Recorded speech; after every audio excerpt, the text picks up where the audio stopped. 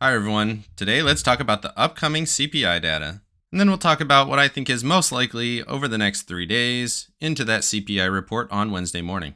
Definitely like and subscribe if you like this style of content, and make sure you hit the bell so you don't miss out on any future episodes. It really helps out the channel and hopefully makes you a little bit of money. Welcome to the Portfolio Bulletin. Let's get started. As I mentioned, CPI data is coming out this week on Wednesday at 8:30 Eastern Time, and the market has been responding to CPI data very aggressively. There's always a pretty strong reaction because it generally leads to what the Fed is going to do on interest rates, which is affecting the market greatly right now. They say inflation is one of the most watched economic series currently because it dictates what the Fed is going to do, as I just mentioned. They say that estimates right now are 0.7% month over month compared to 0.3% in September, with core inflation being at 0.5%, which overall is a 6% year over year inflation rate, which is still 4% over that 2% that the Fed targets. All that is to say that if we get a reading higher than 0.7%, you should expect that the markets are going to move downwards. They mention here that the Fed's reaction could be aggressive if inflation comes back hot, and we already had the jobs report last week, which came back a little bit weaker than expected, but not weak enough to cause the markets to rally, and this could be another catalyst that causes the market to go down even further. The Fed's preferred metric is core inflation, and if core inflation continues to run hot, or even holds, that could be a concern for the Fed and cause them to raise rates even faster than they planned to before. Again, they mention here the market's reaction is clear. If it comes back high, there will be fear, and we are already in a bear market by the metrics. So the market isn't generally too optimistic, and we should expect that if CPI comes in even as expected, the market will probably sell off. And they close out this article by saying that we expect the Fed to get to around 4.5% by year end, and if inflation comes back higher than expected, we could even see that go as high as 5%, raising the expectation of the federal funds rate. Moving over to the 4-hour chart here for the NASDAQ, you can see we were basically at the lows that we had formed previously in September, and I covered these in detail in my previous video, so check that out if you want to know more of my technical analysis on the longer time frames. But since we're looking over the next 3 days here, looking at the 4-hour chart, you can see we do look a little bit extended. We have that negative momentum here on the MACD, and we're extended off of those moving averages to the downside. My expectation here is that we'll get a small pop into Monday, maybe 1 or 2% in that rally, just to help cover up some of the negative momentum that we have. And then I would expect that that is going to fail and that will go sideways into Tuesday. Usually the day before big announcements is pretty flat. You can see before the jobs report we had here a couple of days of sideways action, kind of choppy in here, but generally flat from open to close.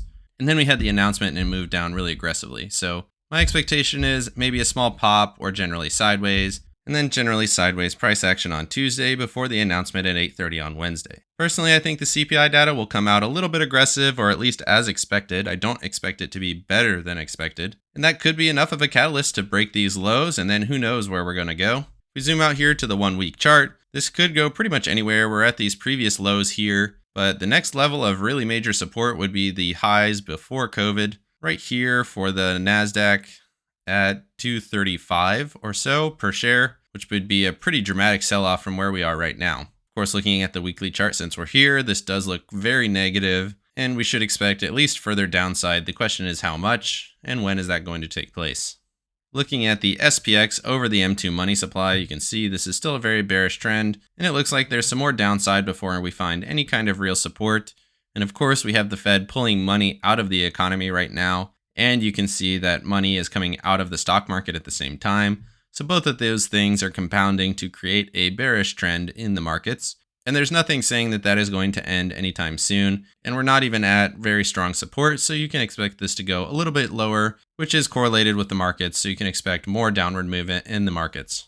Looking at bonds, or TLT in this case, sitting right at the lows that we had formed here in September, which is at the bottom of a very large downtrend. And again, if CPI comes back higher than expected or even flat, you should expect that this will continue downwards, despite the fact that I think that bonds are historically underpriced. If we look at the 1-week chart here, you can see we are way cheaper than we've been in a very long time, going all the way back here to the lows of December of 2013 or the highs here in September of 2010. So still historically very cheap, but that does not mean this downward momentum is going to stop anytime soon. And if CPI data comes back poor, and if CPI data comes back higher than expected, you should expect that bonds are going to go lower. Last up here, we have the VIX. This is the 4-hour chart of the VIX. You can see we were rallying quite a bit here into the end of the week. The VIX was moving higher despite the fact that this day was flat here on 6 October. And then of course we had the big move down, so the VIX went higher. This is what's telling me I think we're going to have a small retracement in the VIX, which means we might have a slight up move on a Monday. Or even if the volatility comes out, we could go sideways on Monday. And then I expect the markets to be generally flat on Tuesday. And then Wednesday, I plan to be completely out of the markets and waiting for that report. And then going out here to the 1-day chart on the VIX, if CPI comes out bad, it is my expectation that this will break through these upper levels, causing the markets to fall pretty dramatically and possibly retest some of these levels that we saw previously here in November and October of 2020, getting up into that 40 range, which would be a really dramatic sell-off. And then hopefully, if we do get that kind of a moment where the VIX gets this high, then we can expect some kind of a reversal and a longer-term bottom to be in place. Something to also mention is that if we do not get a strong reaction off this CPI data, and we get maybe even a slight recovery off of the CPI, which I do not think is going to happen, but if it does, that should be a good indicator that we have a decent bottom in place, and we can start trading off of that bottom and potentially get a slight recovery. Something to be open to, but that is not my expectation.